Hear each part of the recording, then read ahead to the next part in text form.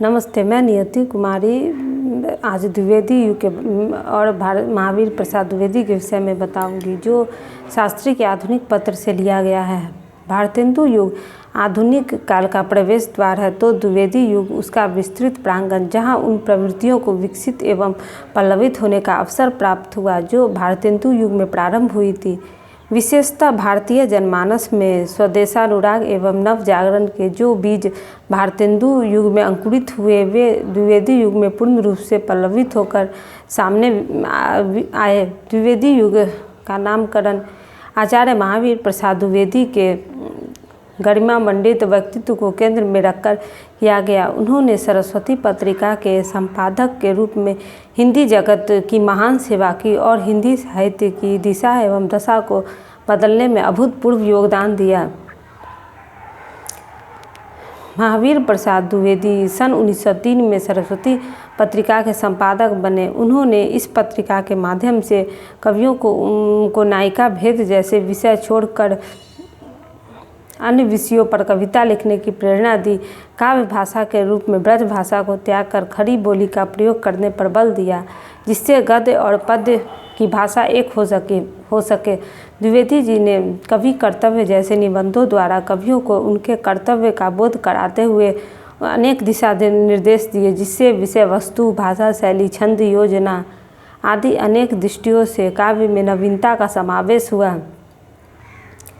महावीर प्रसाद द्विवेदी से प्रेरणा लेकर तथा उनके आदर्शों को आगे बढ़ाने वाले अनेक कवि सामने आए, जिनमें प्रमुख हैं मैथिली शरण गुप्त, गोपाल शरण सिंह, गया प्रसाद शुक्ल सनेही और लोचन प्रसाद पांडे।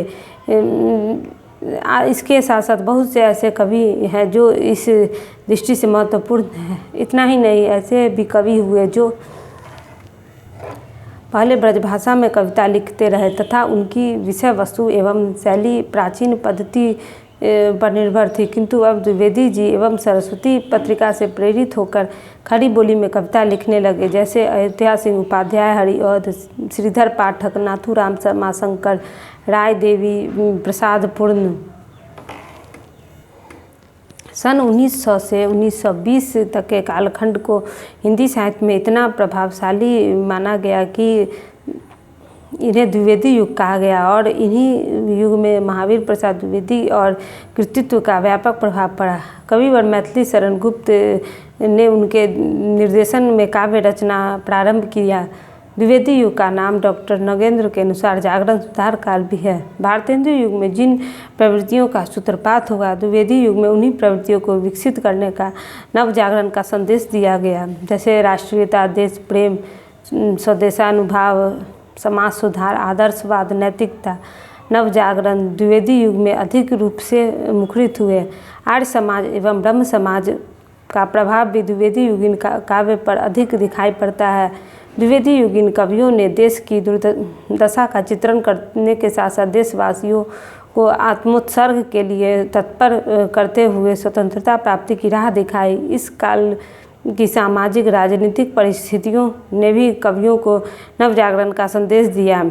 बाल गंगाधर तिलक, गोपाल कृष्ण गोखले, लाला लाजपत राय, स्वामी श्रद्धानंद, मदन मोहन मालवीय जैसे नेताओं ने भी देशवासियों के स्वाभिमान को जागृत करने में अहम भूमिका निभाई। महावीर प्रसाद द्विवेदी नैतिकता, मर्यादा, संस्कृति, समाज सुधार आदि पर विशेष बल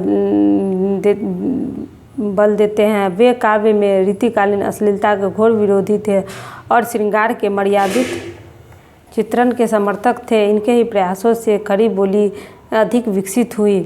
द्विवेदी युग में अनेक प्रवृत्तियों को देखा जा सकता है, जैसे राष्ट्रीयता की भावना, यहाँ देश प्रेम, अतीत गौरव और स्वदेशानुभाव की अभिव्यक्ति हुई।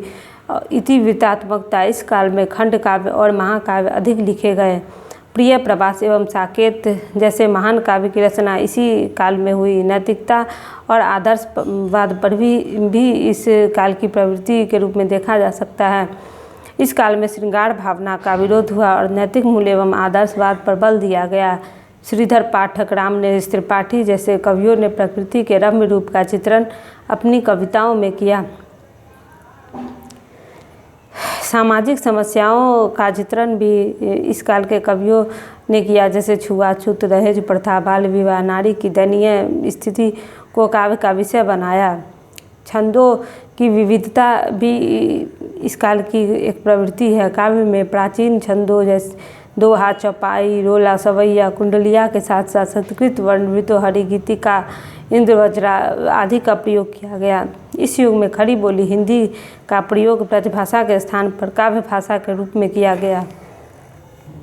इस प्रकार धीरे धीरे द्विवेदी युग का विकास, द्विवेदी युग में अनेक ग्रंथों का विकास हुआ।